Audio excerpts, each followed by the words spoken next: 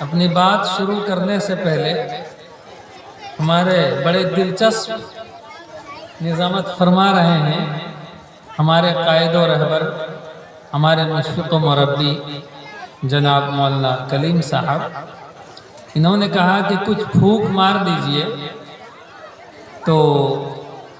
کچھ پھونک تو نہیں، بات شروع کرنے سے پہلے ایک شعر جو ہے میں سناتے چلوں، شاید کہ کچھ لوگوں کو سمجھ میں آ جائے۔ نہ ہم سفر نہ کسی ہم نشی سے نکلے گا، نہ ہم سفر نہ کسی ہم نشی سے نکلے گا، ہمارے پاؤں کا کانٹا ہمیں سے نکلے گا۔ تو یہ جو ہمارے علاقے والوں کی عادت اور فطرت ہے، جلسوں میں یا کسی بھی دینی مجلسوں میں گھومنے اور پھرنے کی، جب تک یہ خود نہ بدلنا چاہیں کوئی بدل نہیں سکتا۔ ہم نے بارہا اسٹیجوں کے اوپر سے ناظم جلسہ کو اور یہاں تک کہ بعض مرتبہ بڑے اچھے اور ہمارے جو معزز مہمانان ہوتے ہیں اسٹیج کے اوپر جلوہ افروز، ان کو بھی مجمع کو پہلے سنوارنا پڑتا ہے، سنبھالنا پڑتا ہے۔ بڑی بے رخی ہے، اور میں ہمیشہ کہا کرتا ہوں کہ اس امت کی ساری پریشانیوں کا اصل سبب یہی بے رخی اور اجتماعی غفلت ہے۔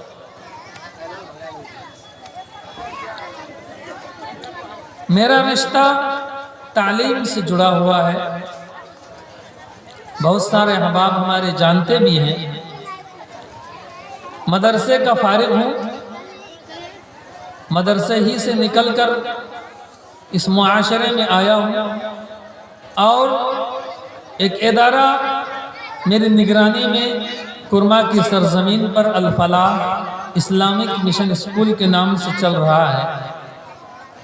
میرا ایک تعلیمی مشن ہے،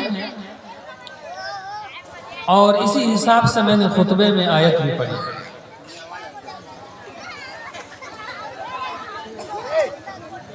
میرے محترم بزرگوں اور دوستو،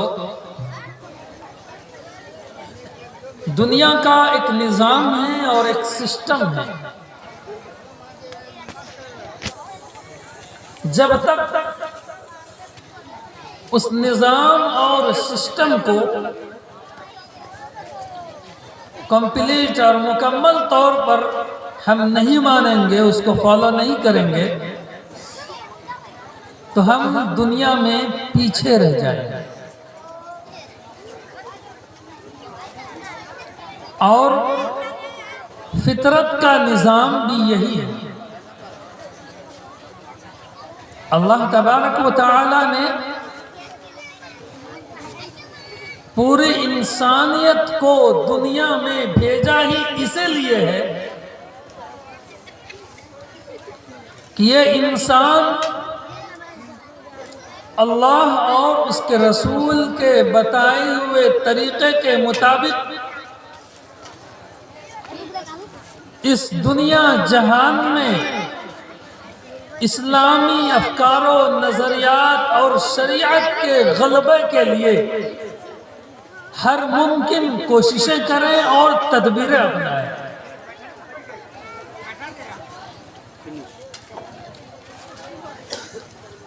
تاریخ اسلام میں ایک نہیں سینکڑوں واقعات،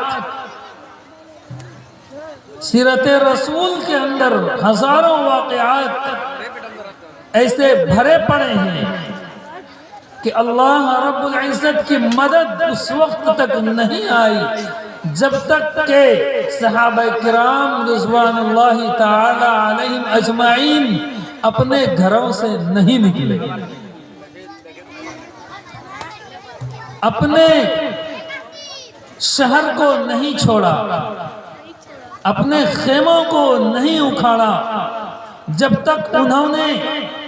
اپنے بیوی کو بیوہ اور اپنی اولادوں کو یتیم نہیں کیا، اس وقت تک تاریخ میں اللہ کی مدد کبھی بھی نہیں آئی۔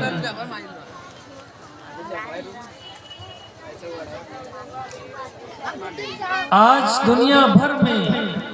مسلمانوں کی زبوں حالی کا،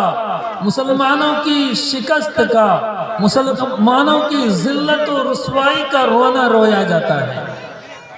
اور یہ حقیقت ہے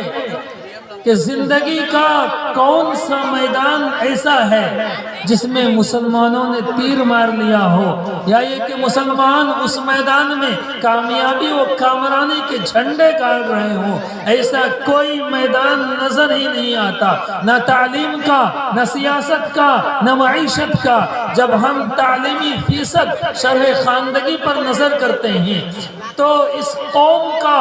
جو طبقہ ہے، یہ قوم، اس قوم کا بچہ، ہماری نئی نسل تعلیم میں آج ان دلتوں سے، ان چماروں سے، ان چھوٹی جات کے لوگوں سے جن کے پاس زندگی گزارنے کے وسائل نہیں ہیں، جن کے پاس رہنے کے لیے چھپر اور مکان نہیں ہے، وہ بھی ہم سے آگے ہیں،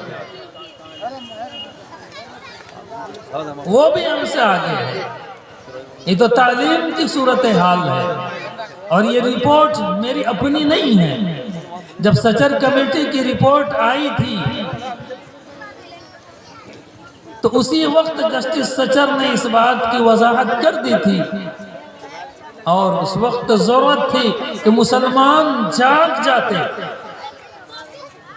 لیکن اس کے بعد بھی مسلمان سوتے رہے۔ آج حالت یہ ہے، تعلیمی اداروں میں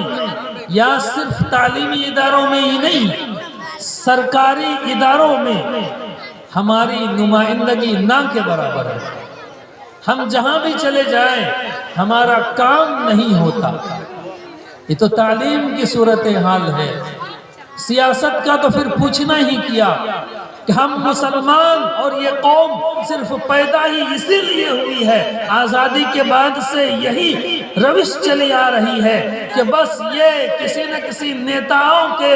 اور کسی نہ کسی پارٹی کے جھنڈا اٹھانے میں لگی ہوئی ہے اور کرسیاں دری بچھانے میں لگی ہوئی ہے۔ کبھی بھی انہوں نے قیادت کے لیے کوششیں نہیں کی، سیادت کے لیے کبھی محنتیں نہیں کی، اپنی لیڈرشپ کے لیے کبھی کوئی محنتیں نہیں کی۔ اور مجھے معاف کیجئے گا، جب کبھی قوم کا کوئی مفکر شخص، قوم کا کوئی خیر خواہ کھڑا ہوا کہ ہم مسلمانوں کی، اس قوم کی، اس بھولی بسری اور بھٹکی ہوئی قوم کی، اس ذلت و رسوائی کے دلدل میں پڑی ہوئی قوم کی اگر کچھ رہنمائی کا کام کرے، یہ روڈ چھاپ جو علاقائی نیتا ہے، انہوں نے ہر ایک کے ذریعے دلالی کی، کبھی اس پارٹی سے کبھی اس پارٹی سے، ووٹوں کی خرید و فروخت کا کام کیا اور امت کو ہمیشہ رسوا کیا۔ یاد رکھیے، یہی وہ لوگ ہیں جن کو ہم اور آپ نیتا اور لیڈر بناتے ہیں، یہ وہ لوگ ہیں جو ہماری اور آپ کی دلالی کا کھانا کھاتا ہے